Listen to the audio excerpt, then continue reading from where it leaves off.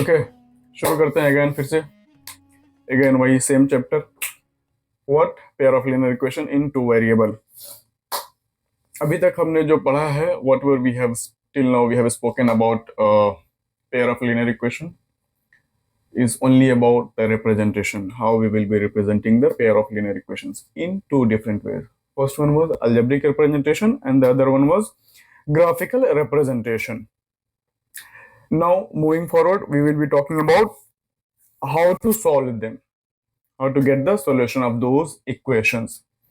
अब सॉल्यूशन है बी की नहीं, उससे पहले वो भी चेक करना है, और सॉल्यूशन है तो क्या सॉल्यूशन होगा वो भी देखना है। उसके क्या क्या मेथड है वो देखते हैं। सबसे पहला, मैं एक ट्री डायग्राम बनाता हूं, आप उसको कहीं पे भी एक एक काइंड ऑफ ओवरव्यू के लिए, आपके रिवीजन के वक्त तो काम आएगा कि आपको आइडिया होगा कि क्या पढ़ना है, क्या बाकी रह गया है और क्या आपने पढ़ लिया है। आपको उससे आइडिया आ जाएगा पूरे चैप्टर के बारे में। Pair of linear equations in two variable, ये मैंने जो डेफिनेशन है, एक लाइन का जो इक्वेशन हम लिखते हैं, स्टैंडर्ड इक्वेशन है, लीनियर इक्वेशन का जो रिप्रेजेंटेशन वो इधर साइड में लिख दिया। फिर से क्या लिखेंगे यहाँ पे हम,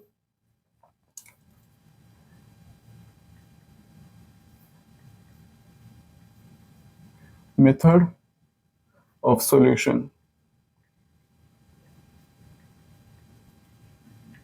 of what pair of linear equation in two variable।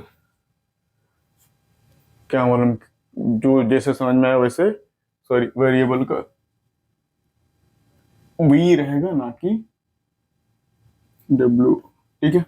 अब आपको जो समझ में आया इसको बोल लो आप, पोली टीवी, ठीक है। Pair of linear equation, pair of linear equation in two variable, पोली टीवी, ठीक है। उसके सॉल्यूशन क्या, किस तरीके से हम उनको सॉल्व कर सकते हैं, कितने तरीके हैं। अब पहला मेथड क्या है उसको सॉल्व करने का,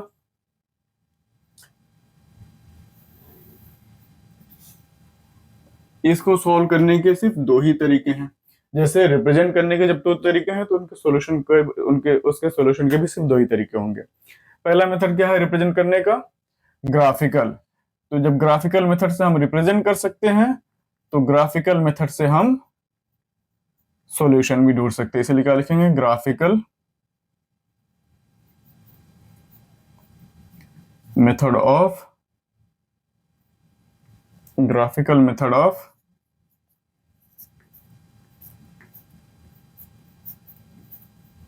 solution, graphical method of solution क्या हो जाएगा, ये पहला तरीका।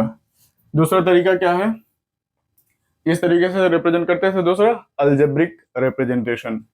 तो उसी तरीके से जब अलजेब्रिक वे से रिप्रेजेंट कर सकते हैं तो उसका सॉल्यूशन भी मिलेगा।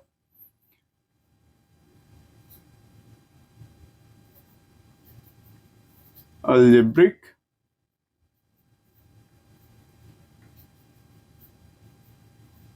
Method of solution.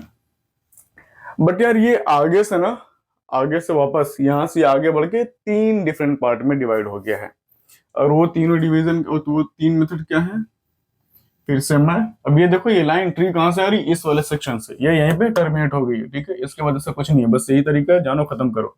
ये यहाँ पे ध्यान दो आप,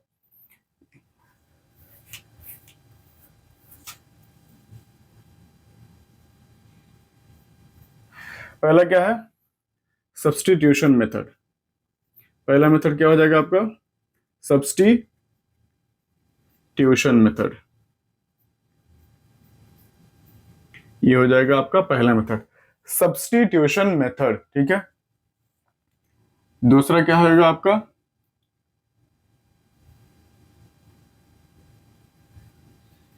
दूसरा वाला मैं यहां लिखूंगा, ठीक है। दूसरा एलिमिनेशन मेथड, एलिमिनेशन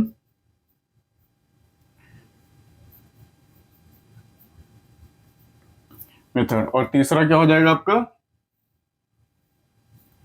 तीसरा वाला ये हो गया दूसरा, और तीसरा क्रॉस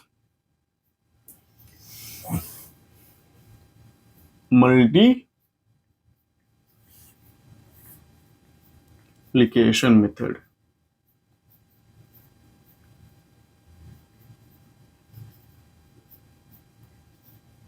ये क्रॉस मल्टीप्लिकेशन मेथड है, ठीक है। मल्टीप्लिकेशन का मल्टी यहाँ है, एप्लीकेशन यहाँ है, ठीक है, तो कंफ्यूज मत होना। तीसरा क्या है, क्रॉस मल्टीप्लिकेशन मेथड। इतने तरीके से हम सॉल्व कर सकते हैं इसको। अलजेब्रिक मेथड ऑफ सॉल्यूशन में कितने हैं, 3। पहला क्या है, सब्स्टिट्यूशन मेथड, दूसरा क्या है, एलिमिनेशन मेथड, और तीसरा क्या है, क्रॉस मल्टीप्लिकेशन मेथड।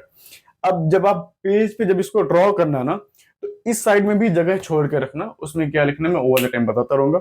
और इस साइड पे भी, इसके नीचे भी जगह छोड़ के रखना, इसके नीचे भी जगह छोड़ के रखना, और इसकी जगह भी नीचे छोड़ के, नीचे जगह छोड़ के रखना, क्योंकि इसमें भी कुछ लिखना है, मैं बताऊंगा क्या लिखना है। फिलहाल आज जो हम पढ़ेंगे वो किसके बारे में पढ़ेंगे, सिर्फ और सिर्फ ग्राफिकल मेथड ऑफ रिप्रेजेंटेशन। अब जब रिप्रेजेंट कर रहे हैं तो सॉल्यूशन की बात कर रहे हैं हम, ग्राफिकल मेथड ऑफ सॉल्यूशन। तो सॉल्यूशन कौन कौन से कंडीशन में होगा, जब इंटरसेक्टिंग लाइन होगी, जब इंटरसेक्टिंग लाइन होगी,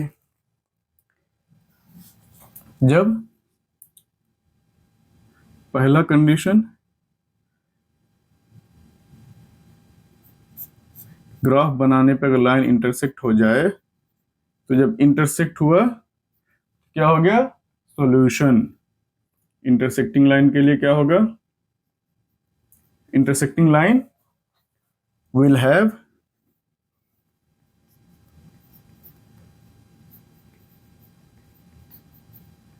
unique solution, ठीक है। Intersecting line will have unique solution. जब आप अब ग्राफिकल मेथड ऑफ सॉल्यूशन की बात करें, मतलब आपको ग्राफ बनाना ही पड़ेगा, और जब ग्राफ बनाने के बाद अगर आपको इंटरसेक्टिंग लाइन मिल रही है, इंटरसेक्टिंग लाइन मिल रही है, तो उस सिचुएशन में क्या होगा, उसका यूनिक सॉल्यूशन क्या, उसका यूनिक सॉल्यूशन मिलेगा। अब वो आंसर्स क्या होंगे जब हम ग्राफ बनाएंगे तब मैं बताता हूं, ठीक है। दूसरा कंडीशन क्या होगा, अगर कोइंसिडेंट लाइन हो जाए, अगर कोइंसिडेंट लाइन आ जाए, तो coincident line, coincident line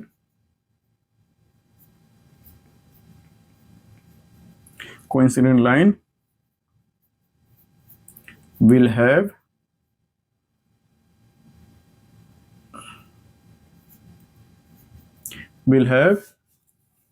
infinitely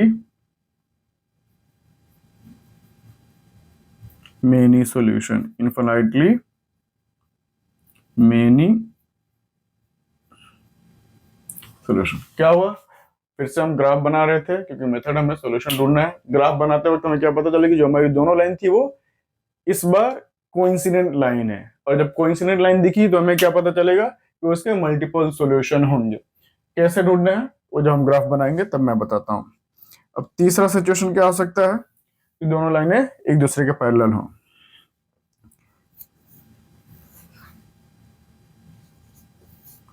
parallel line,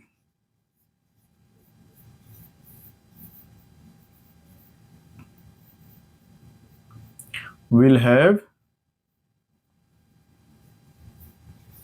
no solution, parallel lines will have no solution। Parallel line अगर हुई तो कोई भी सॉल्यूशन, कोइंसिडेंट लाइन हुई तो मेनी सॉल्यूशन, इंटरसेक्टिंग लाइंस हुई तो यूनिक सॉल्यूशन। कब, जब आपने ग्राफ बनाया और ग्राफ बनाने के बाद आपको जो दोनों इक्वेशंस मिली, जो दोनों लाइनें मिली एक दूसरे के साथ इंटरसेक्ट हुई तो क्या होगा, यूनिक सॉल्यूशन हो गया। एक दूसरे के साथ कोइंसिडेंट हुई तो मल्टीपल सॉल्यूशंस हो जाएंगे, इनफिनिटली मल्टीपल सॉल्यूशन, जो मैं और आप काउंट नहीं कर सकते। और तीसरा कंडीशन क्या होगा, अगर दोनों लाइनें एक दूसरे के पैरेलल होगी तो उसका कोई भी सॉल्यूशन नहीं होगा। फिर देखते हैं डिटेल में। और ये क्या है, इसी के पार्ट है, याद रखना, ये ग्राफिकल मेथड ऑफ सॉल्यूशन का, ये इसी के नीचे ही आप लिख लो।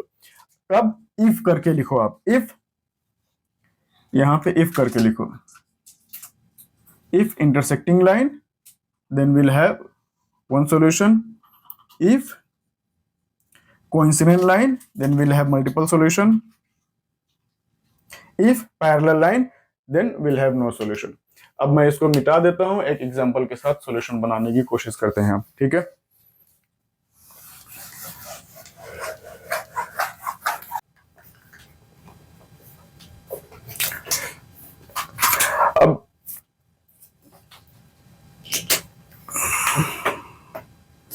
अगेन इधर ध्यान दो फिर से। हियर एक्सरसाइज 3 पॉइंट क्वेश्चन कहां से है?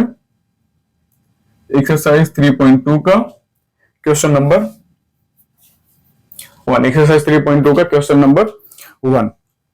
अब क्वेश्चन नंबर 1 का ही सब पार्ट है 1। क्वेश्चन नंबर 1 का सब क्वेश्चन 1। अब उसमें बोल रहा है कि 10वीं के 10 बंदे, 10वीं के 10 स्टूडेंट्स, बंदे 10 students of class 10th, they took a part in mathematics quiz. If the number of girls, now यहां से क्वेश्चन अपना शुरू होता है। If the number of girls is 4 more than the number of boys, what? Mathematics quiz में लड़कियों की गिनती ज्यादा है एज कंपेयर टू लड़कों की। हो सकता है यार, पता नहीं, बट जो सिचुएशन है लड़कियों का मैथमेटिक्स के साथ जो रिश्ते हैं बड़े खराब होते हैं भाई, नहीं समझ में आते उनको। बट यहाँ ठीक है, बुक बोल रही तो हम मान लेते हैं, देखते हैं कहां तक सही है। ओके, ध्यान देते इधर से, वापस से मैं कुछ और नहीं बोलता हूँ। ओके, क्वेश्चन क्या कह रहे हैं कि क्लास 10th की एक मैथमेटिक्स की क्विज थी, उसमें क्लास 10th के ही 10 बच्चे गए, जिसमें से लड़कियों की जो गिनती थी वो 4 ज्यादा थी। किनसे? लड़कों से। अब बोल रहा है टोटल कितने थे? 10 गए थे, लड़के और लड़की मिला के 10 बंदे थे, और उनमें से लड़कियों की गिनती 4 ज्यादा थी एज कंपेयर टू बॉयज। बोला है कि find the number of boys and girls who took part in the quiz. अब अपना काम क्या है? बताना है कि कितनी लड़कियां थी और कितने लड़के थे। यही क्वेश्चन पूछ रहा है हमसे। तो सबसे पहले इस तरीके के वर्ड प्रॉब्लम में सबसे पहले क्या करना है? अब हमारा 1 + 1 2 इज खत्म, 2 × 2 इज 4 इज फिनिश। अब मैथमेटिक्स कैसे शुरू होगी? आपके अजम्पशन से, और अब जो अज्यूम करोगे उसके हिसाब से आपको आंसर्स मिलेंगे, याद रखना। तो शुरू कहां से होगा? अजम्पशन से। तो आपको सबसे पहली चीज आपका अजम्पशन सही होना चाहिए। तो अजम्पशन अज्यूम करने से पहले आपने सोचना है कि आप जो अज्यूम करने जा रहे हो वो सही है कि नहीं। ठीक है, तो सबसे पहले इस क्वेश्चन के साथ हम क्या करेंगे? अजम्पशन। पहला अजम्पशन क्या होगा कि जब पूछा क्या है कि लड़कियों और लड़कों की नंबर बताओ, तो हम उन्हीं नंबर्स को अज्यूम करेंगे। Let the number of boys participated, मैंने लिखो let the number of boys be equals to x. मतलब जो लड़कों की गिनती थी हमने क्या कर ली? एक्स अज्यूम कर ली। सेम वे में and let the number of girls participated in mathematics quiz be y। अब जो टोटल नंबर ऑफ लड़कों की गिनती थी हमने x अज्यूम कर ली, और टोटल नंबर ऑफ लड़कियों की जो गिनती थी हमने y अज्यूम कर ली। अब इसके हिसाब से जो बुक हमें बोल रहा है, पहली कंडीशन, ये बुक का स्टेटमेंट शुरू होता है कि क्लास 10th के 10 बच्चे, क्लास 10th के 10 बच्चे, लड़के और लड़कियां मिला के। तो इन दोनों की गिनती कितनी है? 10। ये तो हमें मालूम है कि इन दोनों को ऐड करने पे क्या आना चाहिए? 10। ठीक है, अब शुरू कैसे करेंगे? यहां से एज पर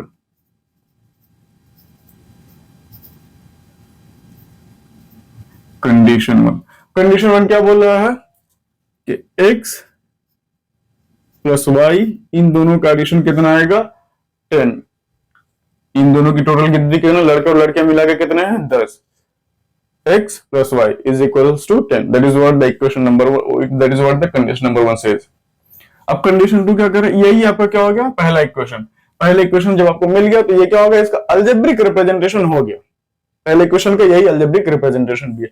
हम इसको क्या देते थे नाम? Equation number 1। दूसरा एज पर कंडीशन 2। अब कंडीशन 2 क्या कह रहा है कि number of girls is 4 more than the number of boys. Number of girls, लड़कियों की गिनती 4 ज्यादा है। किनसे? लड़कों से। तो आपको क्या करना है? जो आपने अज्यूम किया है वो पहले इस तरीके से दो तरफ लिख लेना है। मैंने x यहां लिखा और y यहां लिखा। अब आपको इन दोनों को क्या करना है? इक्वेट करना है। इन दोनों को क्या करना है? इक्वेट करना है, इक्वल टू ईच अदर करना है। अभी तो नहीं है क्योंकि ये क्वेश्चन ही क्या कह रहा है कि लड़कियां हैं, लड़कियों की गिनती कितनी है, 4 ज्यादा है, किससे, लड़कों से। मतलब ये y की वैल्यू जो होगी वो अभी x से ज्यादा है। बट जब इक्वल करना हो तो या तो इसमें कुछ ऐड करो या इसमें कुछ सब्सट्रैक्ट करो। क्या करना है, ये y जो है 4 ज्यादा है किससे, x से, मतलब ये ऑलरेडी ज्यादा है। अब ये ज्यादा है, इसका इक्वल करना हो, या तो इसको मैं कम कर दूं या फिर इसको बढ़ा दूं, तब भी दोनों इक्वल होंगे। तो आपके हिसाब से जो सिचुएशन आपको बेहतर लगे, आप इसको घटा सकते हो या आप इसको बढ़ा सकते हो, दोनों फाइन है, आप कुछ भी कर सकते हो। मैं क्या करता हूं, इसको बढ़ाता हूं, कितना, 4, क्योंकि ये कितनी, y x से कितना है, 4 ज्यादा है, इसीलिए हम 4 से बढ़ाएंगे। अब इन दोनों को आप इक्वेट कर सकते हो, और जैसे ही इक्वेट करोगे आपको क्या मिल गया, इक्वेशन। x इसको इस तरफ भेज दो, इक्वल टू की साइन के इस तरफ आएगा तो क्या हो जाएगा, नेगेटिव, और ये 4 इक्वल टू साइन को उस तरफ जाएगा तो इधर प्लस था, उस तरफ जाके फिर से क्या हो जाएगा, नेगेटिव। ये हो जाएगा आपका इक्वेशन नंबर 2। बस बात खत्म। यही दोनों क्या हो जाएंगे आपके अलजेब्रिक रिप्रेजेंटेशन। अभी तो हमें सिर्फ अलजेब्रिक रिप्रेजेंटेशन मिला है, बट हमें चाहिए क्या, ग्राफ बना के उसका सॉल्यूशन ढूंढना है। अब जब ग्राफ बना के सॉल्यूशन ढूंढना है तो क्या मेथड था, अभी तक हमने जो रिप्रेजेंटेशन किया है ना, उसी का अगला पार्ट है सॉल्यूशन। रिप्रेजेंटेशन के लिए मैंने क्या बताया था कि ये एक लाइन का इक्वेशन है। अब लाइन का इक्वेशन है तो लाइन ड्रॉ करने के लिए कम से कम 2 पॉइंट्स चाहिए, और 2 पॉइंट्स को वापस से कोऑर्डिनेट सिस्टम पे ड्रॉ करना है तो उन दोनों पॉइंट्स के कोऑर्डिनेट्स चाहिए। कोऑर्डिनेट्स क्या है, एक्स और वाई के 2 वैल्यूज। ठीक है, कैसे मिलेगा, फिर से मैं इसको वापस से इरेज करके यहीं पे वापस से बनाने की कोशिश करता हूं, क्योंकि मुझे पूरी जगह की जरूरत पड़ेगी। ठीक है, इक्वेशन नंबर 1 यहां से खत्म करके आप फिर नीचे से लिखना शुरू करोगे। ठीक है, एक लाइन खींचोगे इसे नीचे और वहां से आप शुरू करोगे ग्राफिकल रिप्रेजेंटेशन के लिए, जो ग्राफिकल मेथड, जो ग्राफिकल सॉल्यूशन होगा उसके लिए। फिलहाल मैं इसे मिटा रहा हूं, इस इक्वेशन को यहीं रहने देता हूं क्योंकि हमें चाहिए, इसको भी यहां से मिटा देता हूं। ठीक है, और ये भी अब अपने काम का नहीं है।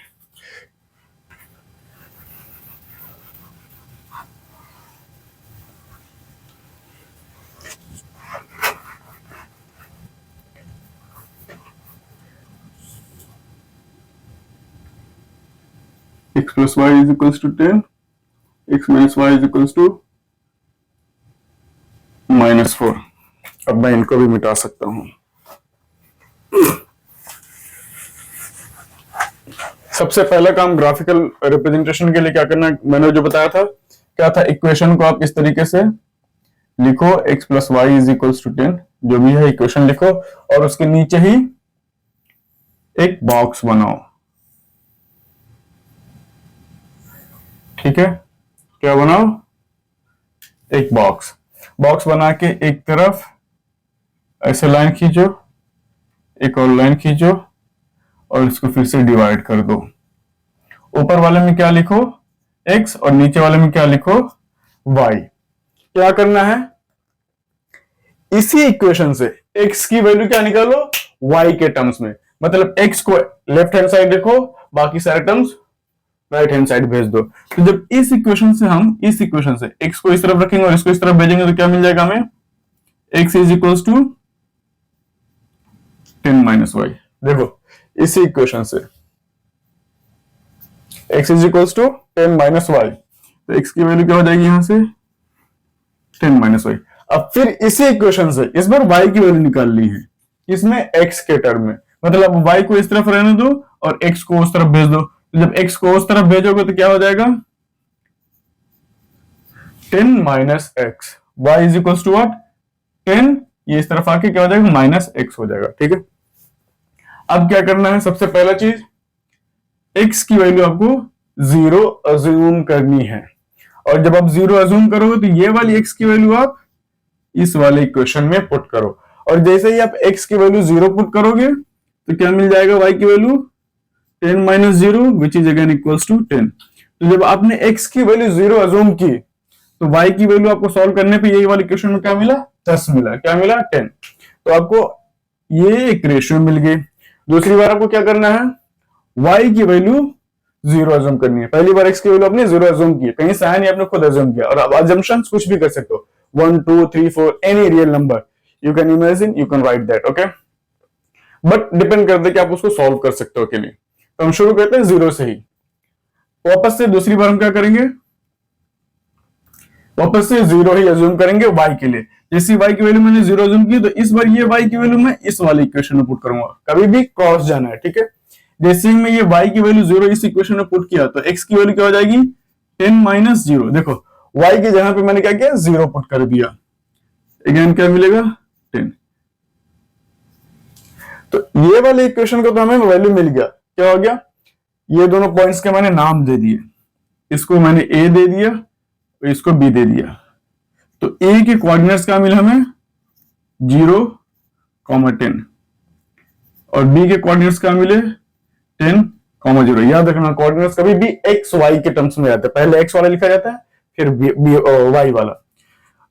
अच्छा याद रखना कि आपको कोऑर्डिनेट्स बनाने कैसे, पेयर पेयर कभी भी आपको इस तरीके से वर्टिकली बनाने हैं, याद रखना वर्टिकली पेयर बनाने हैं, ठीक है, वर्टिकली। ये देखो a के लिए 0, 10, 0, 10, b के लिए 10, 0, 10, 0 b के लिए, ठीक है।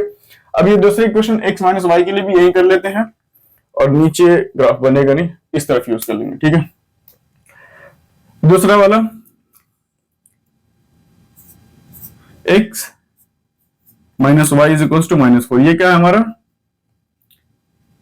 इक्वेशन नंबर 2, ठीक है। यहां तक ये हमारा इक्वेशन नंबर 1 है, इसके नीचे इक्वेशन नंबर 2। अब इक्वेशन नंबर 2 में क्या है, फिर से वही वापस से सेम,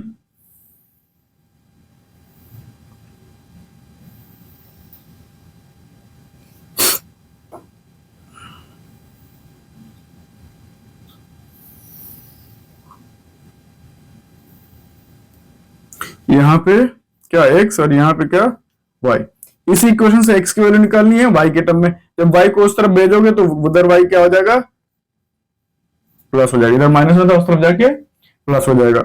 अब दूसरी बार हमें y की वैल्यू चाहिए, याद रखना y की वैल्यू। तो जब y इधर माइनस में है तो मैं क्या करता हूं, उस तरफ भेजूंगा प्लस y हो जाएगा, और इधर जब भेजूंगा 4y को फिर इस तरफ भेजना पड़ेगा, तो ये इधर आके क्या हो जाएगा +4 हो जाएगा। कंफ्यूज मत हो, मैं सॉल्व कर देता हूं यार, इधर ध्यान दो। इसका सॉल्यूशन यही बनाते हैं, ठीक है। ये देखो x इज इक्वल टू क्या हो जाएगा -4 प्लस वाई, वाई को उस तरफ भेजा प्लस वाई हो जाएगा। अब मुझे y की वैल्यू चाहिए तो y इधर ही रहने देता हूं, इसको इधर भेज देता हूं, तो ये क्या हो जाएगा x +4 is equal to y. अब इसको आप रिवर्स कर सकते हो, y is equal to what, x +4, y is equal to x +4, ठीक है। अब जब y is equal to x +4, अगला काम क्या है अपना, अजम्पशन, x की वैल्यू 0। जैसे x की वैल्यू 0 ली, वो इस वाले इक्वेशन में पुट कर दो। जैसे ही हम x की वैल्यू 0 पुट करेंगे तो क्या मिलेगा 0 + 4 which is again equals to 4। तो जब हमने x की वैल्यू 0 ली, y की वैल्यू क्या मिली हमें 4 मिली। x 0 पे y की वैल्यू क्या मिली 4। दूसरी बार y 0 लो, तो जब y 0 लोगे तो x की वैल्यू इस वाले इक्वेशन से मिलेगी। जैसे ही y की वैल्यू आप 0 पुट करोगे तो x की वैल्यू क्या हो जाएगी -4 + 0। क्यों, क्योंकि y की वैल्यू हमने 0 अज्यूम की, वही हमने पुट किए, तो x की वैल्यू क्या आ जाएगी -4, ठीक है, ये -4। अब इसको हमने क्या नाम दे दिया c और इसको d। तो c के कोएफिशिएंट्स क्या मिले आपको 0, 4 एंड d के कोएफिशिएंट क्या मिले -4, 0। याद रखना -4, ये 4 है यार, -4, 0, 4 -4, 0, ठीक है, सी और डी। अब हमें दोनों लाइन मिल गई, पहली लाइन हमारी क्या है ए बी, दूसरी लाइन क्या है सी डी, और दोनों लाइंस को 2 पॉइंट्स मिल गए। दोनों पॉइंट का नाम क्या दिया ए बी, और इस वजह से सी और डी। और जब दोनों पॉइंट्स है, पॉइंट्स के कोऑर्डिनेट्स भी मिल गए। देखो ए के कोऑर्डिनेट क्या है 0, 10, बी का कोऑर्डिनेट क्या है 10, 0, सी का कोऑर्डिनेट क्या है 0, 4, डी का कोऑर्डिनेट क्या है -4, 0। अब इसी को हमें क्या करना है ग्राफ पे रिप्रेजेंट करना है, ठीक है। अब ग्राफ पे रिप्रेजेंट करने के लिए क्या करना है हमें, x की मैक्सिमम वैल्यू कितनी गई है, b में 10 गई है, ठीक है। मतलब x पे पॉजिटिव 10 चाहिए ही चाहिए हमें, और नेगेटिव में -4 तक आई है। ठीक है, तो मुझे ये वाला क्या करना पड़ेगा, अभी वापस से मिटाना पड़ेगा ये एरिया। तो मैं यहीं से फिर से कोऑर्डिनेट्स के, ये वाले का कोऑर्डिनेट क्या है, ए बी, ए का क्या है 0,10 और बी का क्या है 10,0, इस वाले का सी का क्या है 0,4 और डी का क्या है -4,0। अब मैं वापस से ये स्पेस मिटा के पूरी जगह खाली करता हूं, फिर ग्राफ बना के उसका सॉल्यूशन ढूंढने की कोशिश करते हैं।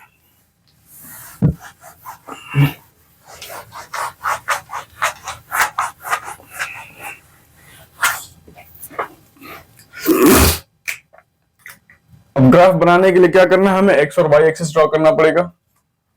एक्स और वाई एक्सिस में ब्लैक पॉइंट से ये ब्लैक वाला यूज कर लेता हूं एक्स और वाई एक्सिस के लिए, जो हमारा कोऑर्डिनेट होगा।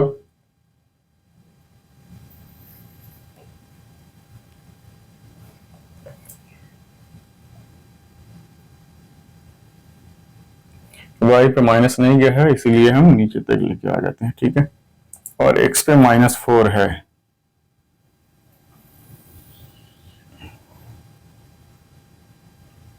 ये हो गया हमारा ओरिजिन। इस तरफ क्या हो गया, ये हो जाएगा वर्टिकल लाइन क्या होती है हमारी एक्स एक्सिस, वाई एक्सिस, और horizontal line x axis, vertical line y axis, horizontal line x axis. अब इस पे मैक्सिमम ए पे देखो, एक्स पे यहाँ पे देखो, अगर ये चारों पॉइंट्स में, तो एक्स की वैल्यू चेक करो, चारों पॉइंट्स में एक्स की वैल्यू, यहाँ पे 0 है, दूसरे में 10 है, 0 -4, तो मैक्सिमम एक्स पे कितना गया पॉजिटिव साइड पे 10 तक गया, तो 10 पॉइंट्स चाहिए हमें। अब 10 पॉइंट्स मैं रफली ड्रॉ करूंगा यार, ये देखो 1 2 3 4 5 6 7 8 9 10, और y पे कितना गया है, उसी पे x पे माइनस में भी कितना गया है -4 तक गया, तो ये हो गया -1 -2 -3 -4 यहां तक 5, ये माइनस x एक्सिस। ठीक है, y पे कितना गया प्लस y पे 0 10 0 4 4, सिर्फ प्लस y एक्सिस की जरूरत है हमें। कितना गया मैक्सिमम 10 तक गया है, 1 2 3 4 5 6 7 8 9 10। अब इसको हम क्या करते हैं, नेम दे देते हैं। ये हो गया 1 2 3 4 5 6 7 8 9 10, -1 -2 -3 -4 -5, 1 2 3 4 5 6 7 8 9 10। ये हमारा ड्रॉ हो गया अभी कोऑर्डिनेट सिस्टम। अब पहला पॉइंट ए कहां है, पॉइंट ए के कोऑर्डिनेट्स क्या है हमारे, पॉइंट्स को मैं रेड लाइन से ड्रॉ करता हूं। ठीक है, पॉइंट्स को रिप्रेजेंट करने के लिए ए देखो क्या है 0,10, मतलब जब 0 क्या है इसमें एक्स एक्सिस है, और ये वाला पहला वाला क्या है एक्स एक्सिस पे देखेंगे और दूसरा वाला वाई एक्सिस पे देखेंगे। क्यों, क्योंकि पहला हम एक्स के पॉइंट्स लिखे हैं, एक्स की वैल्यू, ये 0 क्या है एक्स की वैल्यू, और वाई क्या है ये 10 क्या है वाई की वैल्यू। पहले हम 0 एक्स है, मतलब ये पहला वाला टर्म क्या होगा एक्स एक्सिस पे देखेंगे, एक्स एक्सिस पे 0 कहां है, पूरे वाई एक्सिस पे एक्स की वैल्यू क्या होगी 0। यहाँ पे भी देखो, जब इस तरफ चलेंगे, जब हम हॉरिजॉन्टली जाते हैं तो एक्स की वैल्यू बढ़ती है, और जब वर्टिकल जाते हैं तो वाई की वैल्यू बढ़ेगी। तो जब हम वाई एक्सिस पे सिर्फ वर्टिकली बढ़ रहे हैं, क्या हो रहा है वाई एक्सिस पे हम सिर्फ वर्टिकली बढ़ेंगे, हॉरिजॉन्टली कोई भी डिफ्लेक्शन हमारा नहीं होगा, इसीलिए सिर्फ वाई की वैल्यू बढ़ेगी, और एक्स की value will remain constant. What will be that value 0। जितना आप चाहो y की वैल्यू में बढ़ जाओ ऊपर से, लेकिन नीचे तक x की वैल्यू हमेशा 0 रहेगी, वो डिफ्लेक्ट नहीं होगी। इसीलिए हम y एक्सिस पे, तो x की वैल्यू यहाँ 0 होगी और उसी पॉइंट पे 10 ऊपर जाना है, यहाँ 10 है, ये वाला पॉइंट क्या हो जाएगा हमारा a। यहाँ पे x की वैल्यू 0 है और y की वैल्यू 10 है, ठीक है। सेम दूसरा क्या है, दूसरा पॉइंट b, a और b में देखेंगे तो इस बार x की वैल्यू कितनी है, 10 है, तो x की वैल्यू क्या है 10, यहां आ गई। y पे कितना ट्रेवल करना है 0, मतलब यहीं पर रह जाएंगे, ये हो जाएगा हमारा b। यहां का कोऑर्डिनेट क्या है 10, 0। इसमें हमने y पे ट्रेवल ही नहीं करना है, ठीक है। ये पॉइंट क्या है हमारा b और ये क्या है हमारा a। क्यों, क्योंकि इस बार कोऑर्डिनेट क्या है 10, 0। लाइन ड्रॉ कर दो। ड्रॉ कैसे करना है, एक स्केल रखो इस पे और इसको टच करते हुए एक स्केल रखो और एक स्ट्रेट लाइन खींच देना है। अब मैं इस पे स्केल यूज नहीं कर सकता, तो बस अपना जो भी बनेगा बनाने की कोशिश करते हैं, मेरे ख्याल से जैसा भी बन जावे यार।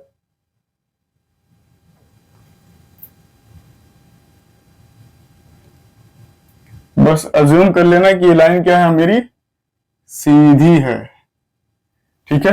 ये लाइन क्या है, आप इस लाइन को जितना चाहो उतना ऐसा स्ट्रेट एक्सटेंड कर सकते हो, इसकी कोई लिमिटेशन नहीं है, लाइन की कोई लिमिटेशन नहीं, क्योंकि हम लेंथ नहीं दिया हुआ है, सिर्फ लाइन बताया, तो लाइन को आप जितना चाहो उतना एक्सटेंड कर सकते हो। और आप हमेशा एक्सटेंड करके ही बनाना लाइन को, कभी कभी भी, ठीक है।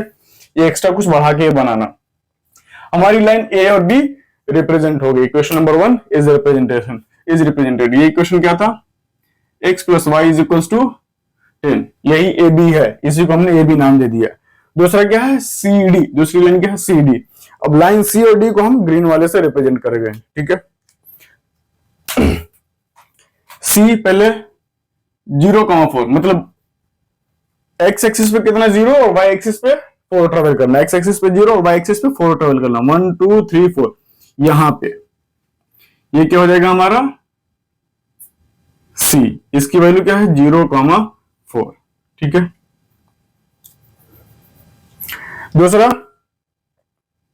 दूसरा पॉइंट क्या है d, -4,0, -4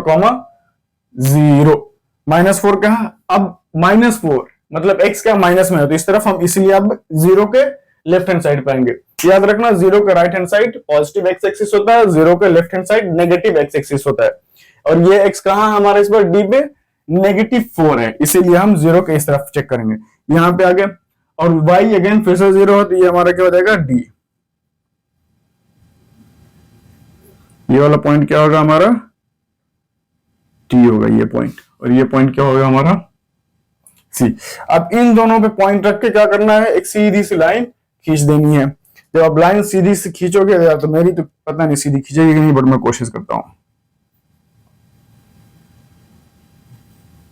ये इस तरीके से यहां से होते हुए, देखो मैंने बोला था कि लाइन हमेशा एक्सटेंड करना है, कहां तक, जब तक कि ये दोनों लाइनें देखो इंटरसेक्ट। अब मैं यहां पे अगर रोक देता तो यहां तक नहीं आती, और जब यहां तक नहीं आती तो इंटरसेक्ट नहीं होता, इसीलिए आपको लाइनें हमेशा एक्सटेंड करके बनानी है, ठीक है।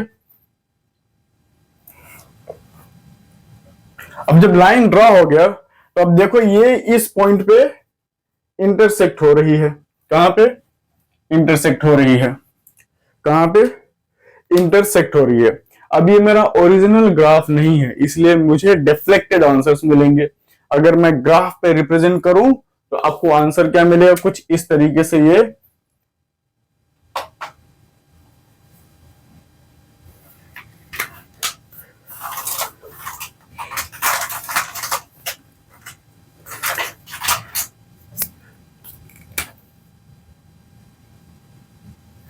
इस तरीके से आंसर मिलेगा।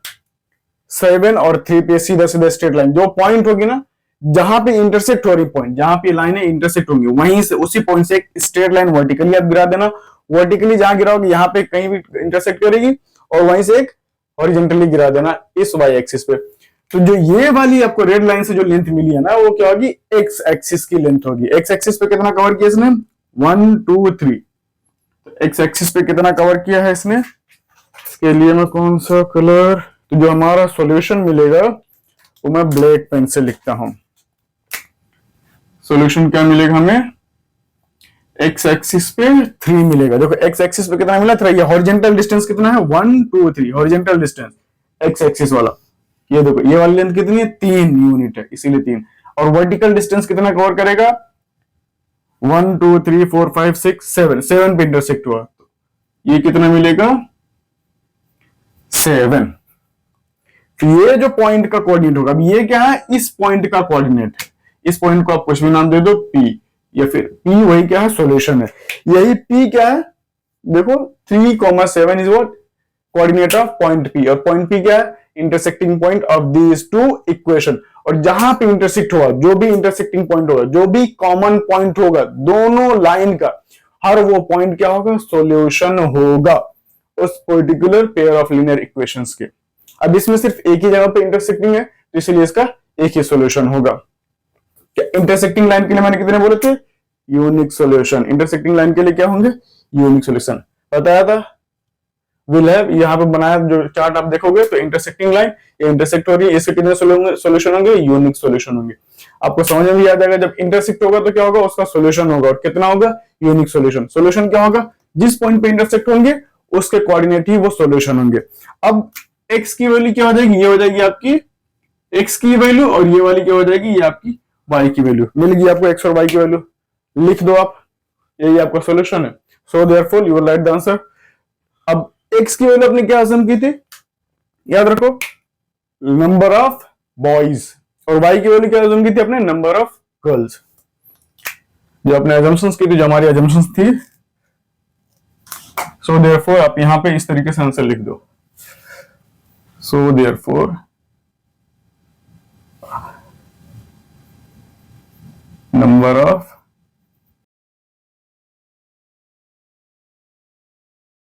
ओके। सो शुरू करते हैं वापस से। आप सोच रहे हो कि all of sudden in between video ये मेरे लुक में और ये बोर्ड के रिप्रेजेंटेशन में चेंजेस क्यों आ गए यार, बस सिंपल सी वजह है। मैं यार लास्ट टाइम जब भी शूट कर रहा था तो पता नहीं क्या हुआ इन बिटवीन बीच में ही video I don't know why audio record होना बंद हो गई, तो लास्ट के जो 10 से 15 मिनट थे उसकी ऑडियो रिकॉर्ड नहीं हुई, और वापस से फिर मैं उसी को कवर करने के लिए वापस से शूट कर रहा हूँ, दैट्स व्हाई। और ये दूसरे दिन शूट कर रहा हूँ इसलिए वापस से क्लोथिंग एंड रिप्रेजेंटेशन में चेंजिंग है, ठीक है। ओके वापस से हम आ जाते हैं सेम वहीं से। अब यहाँ पे देखिए हमारा ये एक्स और वाई क्या हो गया आंसर, जो हमें आंसर निकालने थे एक्स की वैल्यू और वाई की वैल्यू निकालनी थी, जो नंबर ऑफ बॉयज और नंबर ऑफ गर्ल्स हमें जो निकालने थे। एक्स हो गया हमारा नंबर ऑफ बॉयज और वाई हो गई हमारी नंबर ऑफ गर्ल्स। तो अब आंसर क्या लिखेंगे, आपने जो अज्यूम किया था, आपका जो अजम्पशन था, अजम्पशन क्या था नंबर ऑफ बॉयज आपने एक्स माना था, number of boys x is equals to क्या आया हमें एक्स की वैल्यू 3, ये जो होगी ये एक्स की वैल्यू होगी, ठीक है। इस कोऑर्डिनेट सिस्टम में ये पहला वाला नंबर क्या होता है एक्स का, और दूसरा वाला नंबर क्या होता है वाई का। तो एक्स की वैल्यू क्या होगी 3, हमने number of boys x assume की थी, and y and number of girls हमने क्या अज्यूम किया था वाई, वाई की वैल्यू कितनी आई हमें 7, यही आपका आंसर हो गया।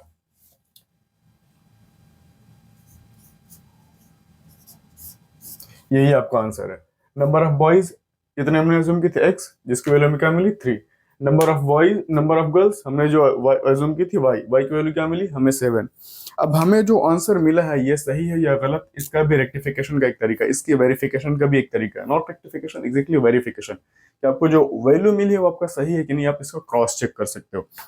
कैसे चेक कर सकते हो, जो ये एक्स और वाई की वैल्यू मिली है आपको, जो ये पॉइंट पी है ना, यही इसका सोल्यूशन है। जो एक्स और वाई की जो वैल्यू मिली है, आप एक्स और वाई की वैल्यू किसी भी इक्वेशन इसमें और इसमें किसी में पुट करो, अगर left hand side comes equals to right hand side, that means the answer which you have got is right, ठीक है। तो हम वापस से ट्राई करके देखते हैं। हम ये इक्वेशन नंबर 1 में चेक करते हैं, वेरिफिकेशन यहाँ मैं लिख देता हूँ। ये हमारा जो आंसर आया है हम उसका वेरिफिकेशन कर रहे हैं, ठीक है, वेरिफिकेशन ऑफ आंसर, ठीक है। x plus y is equals to 10 is our first equation, right? What we have got as the place of x is 3, and at the place of y what we have got is 7. 10 on the other side, on the other hand side remains same. 3 plus 7 is what? Again 10. So 10 plus 10 is equals to 10. That means LHS is equals to RHS. You have got, right? That is what your answer is. जब LHS का value RHS के बराबर आ जाए, मतलब आपने जो answer मिले हैं वो सही है. देखें, x और y यही वैल्यू आपको इक्वेशन नंबर 1 में पुट करो. x की जगह पे 3, y की जगह पे 7, यहाँ से, और दूसरे हैंड साइड पे 10 था ही. 3 प्लस 3 क्या होगा? 10. मतलब लेफ्ट हैंड साइड भी आपको 10 आ गया और राइट हैंड साइड पहले से 10 था ही. आपने लेफ्ट हैंड साइड को राइट हैंड साइड प्रूव कर दिया, मतलब आपको जो आंसर मिला वो सही है. और सेम वेरिफिकेशन जरूरी नहीं आप इसी इक्वेशन में करो, आप इस वाले में भी कर सकते हो. अब यहाँ पे मैं इसको छोटी सी जगह पे करके दिखा देता हूँ, ठीक है. x की वैल्यू क्या मिली हमें? 3. y की वैल्यू क्या मिली थी हमें? 7. This side -4 remains same. 3 minus 7 is what? Nothing but -4. See, -4 is equals to -4. हो गया वेरिफिकेशन. दोनों कंडीशन, दोनों इक्वेशन में जस्टिफाई हो जाएगा. और कभी भी याद रखना, आपको जो ये आंसर मिलेगा ना, ये दोनों इक्वेशन में जस्टिफाई करेगा. आप किसी एक में ही जस्टिफाई करो जब आप आंसर शीट लिखोगे, क्योंकि उस वक्त ज्यादा आपके पास टाइम नहीं होगा. वेरिफिकेशन के लिए आप कोई भी एक इक्वेशन यूज करो, बट अगर आपको चेक करना हो तो ये दोनों में इसके वैल्यूज आएंगे. Come back. I'm sorry for the little bit of distraction. Again, अब हमें आंसर क्या हमने लिया? अगर आप नोटिस करोगे तो हमने आंसर ये पॉइंट पी पे ही क्यों लिया. हमने आंसर यहाँ क्यों नहीं लिया, या फिर इस पॉइंट पे क्यों नहीं लिया, या फिर इस पॉइंट पे क्यों नहीं लिया. इनफैक्ट ये इतनी बड़ी लाइन है, इस लाइन पे कहीं और कोई पॉइंट पे क्यों नहीं लिया, या फिर इस लाइन पे इतनी बड़ी लाइन. आप एक्सटेंशन इसको कहीं भी कर सकते हैं, इसको भी एक्सटेंड कहीं भी कर सकते हैं, इसको भी इस तरफ और इस तरफ, जितना मर्जी चाहे उतना आप एक्सटेंड कर सकते हो. तो इतनी बड़ी लाइन पर हमने किसी और पॉइंट को आंसर क्यों नहीं माना? रीजन, इस पॉइंट पे आप जो आंसर लोगे ना, इस पॉइंट का एक्स और वाई की वैल्यू निकालोगे, तो वो उसके जो आंसर होंगे वो सिर्फ और सिर्फ इसी लाइन को जस्टिफाई करेगा. इस लाइन की इक्वेशन पे एक्स प्लस वाई को ही जस्टिफाई करेगा, वो इस वाले को जस्टिफाई नहीं करेगा. और अगर आपने यहाँ पे आंसर अज्यूम कर लिया इस पॉइंट पे, तो इस पॉइंट पे जो कोऑर्डिनेट्स आपको आंसर मिलेंगे वो सिर्फ और सिर्फ इस इक्वेशन को जस्टिफाई करेंगे, इस वाले को नहीं करेंगे. तो हमें क्या ढूंढना है? Common solution. क्योंकि हम स्टडी क्या कर रहे हैं? पेयर ऑफ लीनियर इक्वेशन, दो इक्वेशंस की स्टडी कर रहे हैं एक साथ, ना कि इंडिविजुअली इस लाइन के अलग इस लाइन के अलग. हमें साइमल्टेनियसली दोनों की स्टडी करनी है. इसीलिए हम उस पॉइंट को सॉल्यूशन मानेंगे जो दोनों लाइन में कॉमन होगा. और दोनों लाइन में कॉमन क्या है? सिर्फ और सिर्फ ये पॉइंट कॉमन है, इसलिए हमें ना इसी को आंसर मानना है. ठीक है, इसी पॉइंट पे. और अब अगर देखोगे तो सिर्फ और सिर्फ इसमें कितना, एक ही पॉइंट पे, पॉइंट ऑफ इंटरसेक्शन पे ही वही एक पॉइंट है जो कॉमन है. और इसके कितने सॉल्यूशन इसलिए हो सकते हैं? सिर्फ और सिर्फ एक, क्योंकि इस पे एक ही पॉइंट है जहां पे आप सॉल्यूशन ढूंढ सकते हो दोनों लाइन का. इसलिए इसको हम यूनिक सॉल्यूशन बोलते हैं. यूनिक सॉल्यूशन का मतलब होता है वन सॉल्यूशन, यूनिक का मतलब भी होता है वन. इसलिए इस कंडीशन में जब लाइनें इंटरसेक्ट होती है, तो मैंने पहले ही बोला था जब लाइन इंटरसेक्ट होंगी तो उसका क्या होगा? Unique solution. अब आप उसका प्रूफ भी देख रहे हो. यूनिक सॉल्यूशन क्यों होता है? क्योंकि इन दोनों में सिर्फ कॉमन पॉइंट कितने हैं? एक ही होते हैं. ठीक है, तो यहां पे हम क्या लिख सकते हैं? ये क्या है हमारा?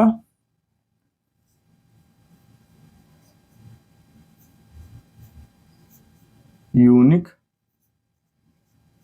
सॉल्यूशन होगा. ठीक है, तो ये अभी हमने जो क्वेश्चन सोल्व किया है किस कंडीशन को जस्टिफाई किया? यूनिक सॉल्यूशन के लिए. पेयर ऑफ लीनियर इक्वेशन हमारे क्या मिलेंगे? दोनों यूनिक सॉल्यूशन वाले मिलेंगे. और इसका अगर आप रेशियो का कंपैरिजन करेंगे जो मैंने बताया था, तो आपको a1/a2 will not be equal to b1/b2. Simply अगर आप देखोगे यहां से भी तो a की वैल्यू 1 है, इसमें भी a की वैल्यू 1 है. ठीक है, तो a1/a2 तो आपको 1/1 मिल जाएगा, जो हो गया वाट 1. बट जब आप b1/b2 करोगे यहाँ से, तो b की वैल्यू क्या है? b1 की वैल्यू क्या है? 1. बट b2 की वैल्यू क्या है? माइनस. तो जब a1 की वैल्यू क्या मिलेगी? a1/a2 की वैल्यू क्या मिलेगी? 1. बट b1/b2 की वैल्यू क्या मिल जाएगी? 1/-1. इसलिए वो -1 हो जाएगा. तो 1 is not equals to -1. Condition justified. a1/a2 is not equals to b1/b2. ठीक है, बाकी वेरिफिकेशन हो गया. यहाँ से आपका आंसर खत्म हो जाएगा. अब लेट्स से सिचुएशन, आप जब वापस से क्वेश्चन मिला और क्वेश्चन का जब आप ग्राफिकल रिप्रेजेंटेशन किया, आपने ग्राफिकल सॉल्यूशन ढूंढा, तो जब आपने ग्राफ बनाया, ग्राफ बनाने के बाद क्या पता चला कि आपको जो लाइन मिले हैं, और इस बार जो लाइन बनी हो क्या? लीनियर हो गई. दोनों को लीनियर हो गई, को इंसिडेंट लाइन हो गई. उस सिचुएशन में क्या होगा, उसके सॉल्यूशन कैसे बनेंगे, उस पर बात करते हैं. ठीक है, तो इसको मैं फिर से मिटा देता हूं. सॉल्यूशन. ओके, अब इस पर क्या कंडीशन होगी हमारे पास, इस पर कंडीशन हमें ऐसे मिली कि हमने जब ग्राफिकल रिप्रेजेंटेशन बनाया अपने इक्वेशन का, तो इस पर हमें दोनों लाइनें कोइंसिडेंट होगी, मतलब एक ही पॉइंट से एक ही सारे पॉइंट्स जो भी दोनों लाइन बनी वो एक ही लाइन पे एक ही पाथ पे लाई कर रही हैं। अब लाइन ड्रॉ करके देखते हैं, समझ लें पहली लाइन आपकी जो बनती है वो कुछ इस तरीके से यहां से गुजर रही है,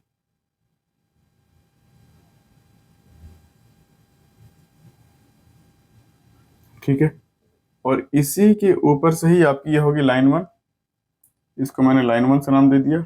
और जब आप लाइन ड्रॉ कर रहे हो लाइन 2, तो लाइन 2 जब आप ड्रॉ कर रहे हो तो लाइन 2 भी इसी पॉइंट से इस ऐसा ही गुजर रही है, लाइन 2 भी आपकी कैसे गुजर रही है, इसी पे से ऐसे गुजर जा रही है।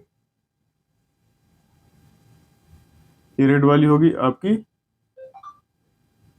लाइन 2। अब अगर आप देखोगे इन दोनों लाइनों में, इस लाइन पे इस लाइन पे अब कोई भी पॉइंट लो, कोई भी पॉइंट लो, यहाँ पे पॉइंट लोगे, यहाँ पे पॉइंट लोगे, यहाँ पे यहाँ पे यहाँ पे, जितना एक्सटेंशन करना चाहो कर लो, और जब भी आप कोई भी पॉइंट लोगे तो वो पॉइंट हमेशा और हमेशा दोनों लाइन का क्या होगा, कॉमन पॉइंट होगा, वो दोनों लाइन पे एग्जिस्ट करेगा। इसीलिए जब कोइंसिडेंट लाइन होती है, इसीलिए जब कोइंसिडेंट लाइन होती है तब उसके मल्टीपल सॉल्यूशन होते हैं, इन्फिनिटली मेनी सॉल्यूशंस होते हैं। रीजन सिर्फ और सिर्फ उसका यही होता है कि जब आप कोइंसिडेंट लाइन को ड्रॉ करते हो और उस पर कोई भी पॉइंट लेके उसका सॉल्यूशन बनाने की कोशिश करते हो, तो कोई एक ही पॉइंट नहीं उसका सॉल्यूशन बनता। अब यहाँ पे पॉइंट लिए, इसका जब आप कोऑर्डिनेट निकालोगे इस तरीके से, तो इस पॉइंट के लिए सॉल्यूशन क्या बनेगा, 1,4। दूसरी बार आपने यहाँ पे पॉइंट ले लिया, कोई भी बंदा ले सकता है, आपकी सोच दूसरे से नहीं मैच कर सकती। अब इस पे जब उसने बनाया तो इस तरीके से पॉइंट ले लिया उसने, ये वाला का वो ये वाले का सॉल्यूशन 3,2 हो जाएगा। किसी को समझ में नहीं आया, उसने यहाँ ले लिया, तो इसका जब बनाएगा तो उसका कुछ और आंसर आएगा। कोई यहाँ पे पॉइंट ले लेगा, वो भी दोनों लाइन का कॉमन होगा, तो उसको माइनस में आंसर मिलेंगे, प्लस में मिलेंगे। कोई यहाँ पे भी कोई पॉइंट लेके उसका सोल्यूशन निकाल सकता है। इसीलिए इसके इन्फिनिटली मेनी सोल्यूशन होते हैं। रीजन उसका यही होगा कि इस पे कहीं पे भी आप अगर पॉइंट लोगे तो हमेशा और हमेशा दोनों लाइन पे क्या होगा, कॉमन होगा, दोनों लाइन में कॉमन होगा। रीजन ये होता है कि इसके इन्फिनिटली मेनी सॉल्यूशन होते हैं। ये हमारा ये कौन सा कंडीशन था, इन्फिनिटली जब हमारा लाइन क्या होगा, कोइंसिडेंट लाइन होगा।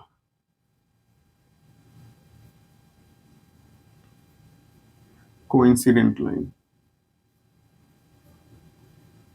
कोइंसिडेंट लाइन के लिए हमें कितने सॉल्यूशन मिल रहे हैं यहाँ पे देख के समझ में आ रहा है। यहाँ से यहाँ तक आप इन्फिनिटली कितने भी पॉइंट, जितने पॉइंट्स रखोगे सब आपके सॉल्यूशन होंगे, और इन्फिनिटी तक आप इसको एक्सटेंड कर सकते हो, इसलिए उसके इन्फिनिटी सॉल्यूशन होते हैं। तो इसका सॉल्यूशन कितने बनेंगे,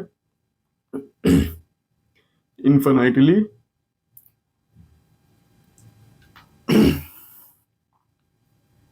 मेनी सॉल्यूशन बनेंगे।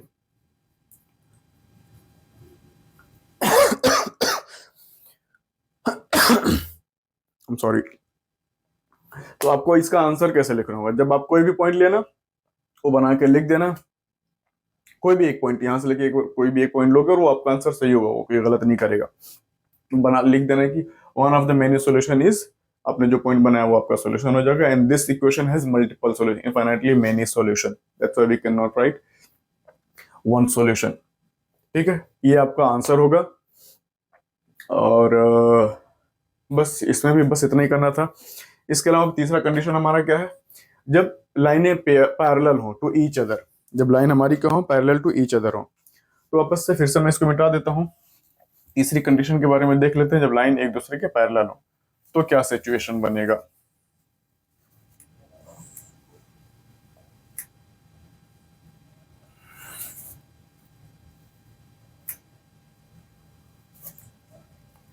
ठीक है, अब समझ लें एक लाइन आपकी कुछ इस तरीके से चली गई, ठीक है, ये होगी हमारी रेड वाली लाइन 1। और दूसरी लाइन जब आपने ड्रॉ की, जब आपने सॉल्यूशन इक्वेशन कोऑर्डिनेट्स वगैरह निकाला, और निकालने के बाद जब आपने ग्राफिकल रिप्रेजेंट एक ग्राफ पे दोनों लाइनों को ड्रॉ किया, और जब ड्रॉ करने के बाद आपको क्या पता चला कि आपकी दोनों लाइनें क्या हैं,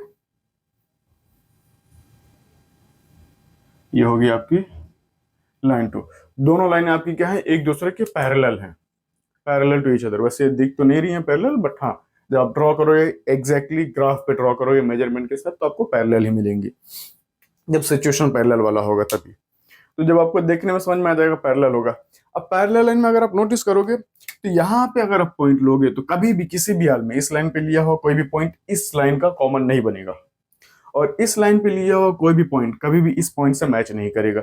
यहां से लेके वहां तक करके देख लो, यहां से लेके यहां तक करके देख लो, तो इन दोनों लाइनों में कहीं पे कोई भी पॉइंट लो कभी वो कॉमन पॉइंट नहीं होगा दोनों लाइनों का। इसीलिए इसके कोई सॉल्यूशन नहीं होते, इसका कोई कॉमन सॉल्यूशन नहीं होता। और हम पेयर ऑफ लीनियर इक्वेशन में क्या ढूंढ रहे होते हैं? कॉमन सॉल्यूशन ढूंढ रहे होते हैं। रीजन यही है कि पेयर जब पैरेलल लाइन हो जाती है तो हमें कोई सॉल्यूशन नहीं मिलता है। तो इस कंडीशन में हमें क्या लिखना होगा? इस बार कंडीशन हमारा क्या होगा? पैरेलल लाइन के लिए पहले से मिटाया नहीं मैंने। इस बार हमारा कंडीशन क्या है? Parallel line. पैरेलल लाइन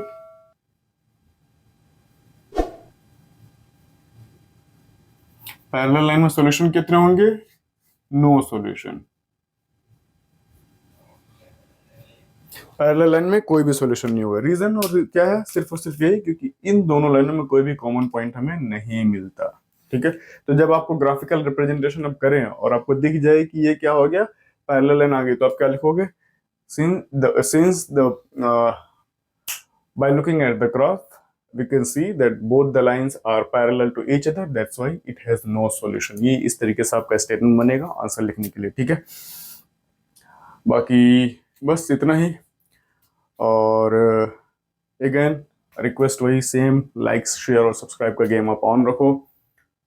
बाकी फिर मिलते हैं नेक्स्ट वीडियो में जिसमें हम बात करेंगे डिटेल में about algebraic method of solution पे। यहाँ पे अभी तक हमने जो देखा है वो क्या था? हमारा graphical method of solution of pair of linear equations in two variable. That is what we have studied today. ठीक है, ओके, बाय, ख्याल रखो, मिलते हैं नेक्स्ट वीडियो में।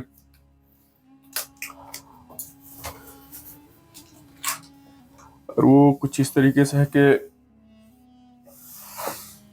कुछ भी नहीं है, अब जा सकते हो।